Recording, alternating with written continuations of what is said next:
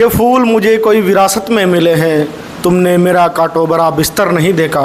राजस्थान के कैबिनेट मंत्री डॉक्टर किरोड़ीलाल मीणा पर लिखी गई एक किताब आजकल चर्चा का विषय बनी हुई है। किताब का नाम है एक और कर्ण और इसे लिखा है डॉक्टर अभिषेक ने।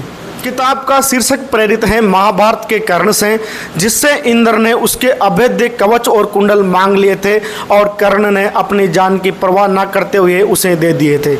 उसी तरह डॉक्टर किरोड़ीलाल मीणा जी हैं, जिन्होंने राजनीति पर आने के बाद कभी अपनी जान की परवाह नहीं की। ये किताब बताती है कि किस तरह गरीब घर का लड़का बीकानेर के सरदार पटेल मेडिकल कॉलेज से MBBS करने के बाद डॉक्टर बनता है और डॉक्टरी छोड़कर राजनीति की दहलीज में कदम रखता है और एक के बाद एक नए कीर्तिमान हासिल करता चला जाता है। किस तरह बामणवास के सुंदरी गांव में जब भैरव सिंह शेखावत आते हैं तो वहां के लोग डॉक्टर किरोड़ीलाल मीणा के जिंदाबाद के नारे लगाते हैं। किस तरह डॉक्टर साहब चंबल की भीड़ों के डाकुओं से भिड़ जाते हैं और किस तरह से देश के वर्तमान प्रधानमंत्री नरेंद्र मोदी से गुजरात में उनकी दोस्ती होती है। किस तरह डॉक्टर साहब ने कह दिया था कि गोली का बदला गोली से लिया जाएगा। ऐसा कहा जाता है कि डॉक्टर साहब के आंदोलनों से CM भी डरा करते थे। इस किताब में बताया जाता है कि एक व्यक्ति जब डॉक्टर साहब के पास कुछ फरियाद लेके आता है तो डॉक्टर साहब उसके हाथ में ही कुछ लिख देते हैं और जिसे प्रशासन आदेश समझ लेता है। एक दिलचस्प बात मैंने ये भी पढ़ी कि किस तरह पुलिस थाने के लोगों ने बकरे को काट के खाने के बाद डॉक्टर साहब ने उस बकरे